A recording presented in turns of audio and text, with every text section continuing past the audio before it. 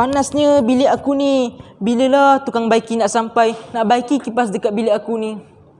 Sidang pendengar. Mari duduk dekat-dekat sikit. Jangan rapat sangat. Ingat tahu, kita belum menang nak lawan pandemik COVID-19 ni.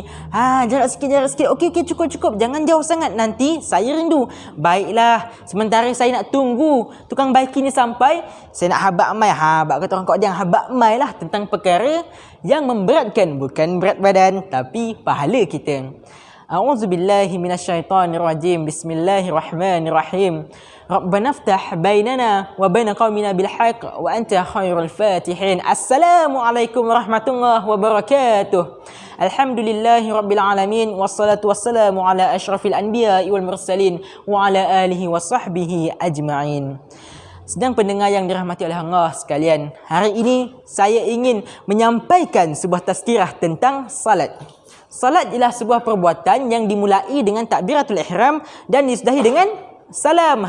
Pandai. Sebagaimana di dalam hadis Rasulullah sallallahu alaihi wasallam bersabda, "Wasallu kama raaitumuni usalli." Dan salatlah kalian sebagaimana kalian melihat aku salat. Hadis riwayat Bukhari. Sedang pendengar yang dirahmati oleh Allah sekalian, penting ke salat ni sedang pendengar? Cuba kita bayangkan rumah kita dibina tanpa tiang. Akan runtuh ataupun akan kukuh rumah kita itu. Mestilah akan runtuh, tidak akan kukuh. Begitu juga dengan solat. Solat merupakan tiang agama bagi diri kita. Tanpa solat, runtuhlah keimanan kita. Habis. Dalam hadis ada menyatakan bahawa solat merupakan tiang agama. Rasulullah sallallahu alaihi wasallam bersabda, "As-salatu liwaqtiha." Solatlah pada waktunya. "Wa man taraka as-salah fala dinalah." Dan barang siapa yang meninggalkan solat, maka tiada agamalah baginya. Was-salatu imaduddin. Dan solat merupakan tiang agama.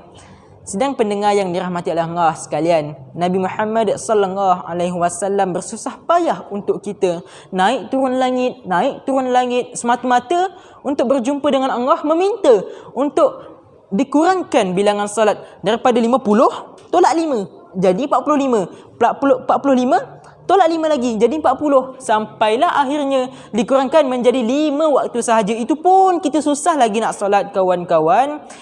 Jarak naik ke langit tu bukannya dekat-dekat, jauh. Bukannya daripada Johor sampai Melaka, sampai dah, bukan, jauh kawan-kawan. Jadi solatlah tanda kita mengakui keislaman kita dan tanda kita menghargai pengorbanan Nabi Muhammad sallallahu alaihi wasallam. Sedang pendengar yang diberkati oleh Allah sekalian, menurut Datuk Dr. Muhammad Fazilah Kamsah pada 23 Jun tahun 2008, beliau menyatakan dalam utusan Malaysia. Apakah kata beliau? Beliau menyatakan antara golongan yang kerap meninggalkan salat ialah golongan para belia, para remaja, golongan para pekerja kilang, para peniaga dan anggota pasukan seragam.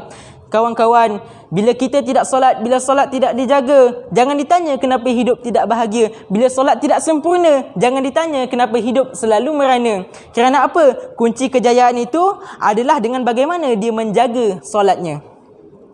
Sedang pendengar yang dirahmati oleh Allah sekalian, abang-abang rugi kalau abang-abang handsome tapi tak solat. Kerana apa? Nabi Yusuf AS yang handsome pun solat abang-abang. Akak-akak ruginya kalau akak-akak cantik tapi tak solat. Kerana apa? Sayyidatina Aisyah yang cantik pun solat akak-akak. Adik-adik pun jangan lupa juga. Adik-adik kalau tak solat dengan menggunakan alasan saya masih kecil, saya tak boleh solat, saya kanak-kanak. Adik-adik lupa ke? Hasan dan Husain cucu Nabi Muhammad sallallahu alaihi wasallam ketika kanak-kanak pun solat adik-adik. Jadi, apakah alasan kita untuk meninggalkan solat?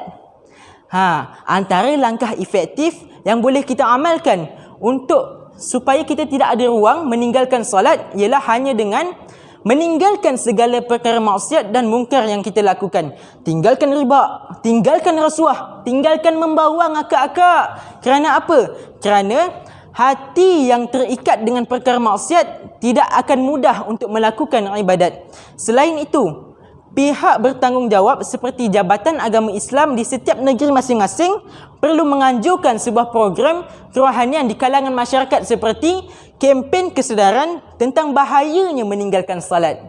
Tidak lupa juga kepada ibu bapa. Ibu bapa juga memainkan peranan dalam mendidik anak-anak mereka supaya menjaga solat mereka daripada kecil lagi. Kerana apa? Kerana kita nak lentur buluh, biarlah dari rebungnya. Bab kata pepatah, melentur buluh biarlah dari rebungnya.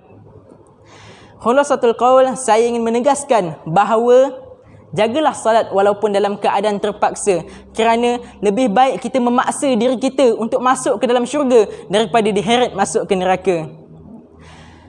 Bukan da'i, bukan ustaz, tapi hanya hamba yang saling nasihat. Wabillahi taufiq wal hidayah. Assalamualaikum warahmatullahi wabarakatuh.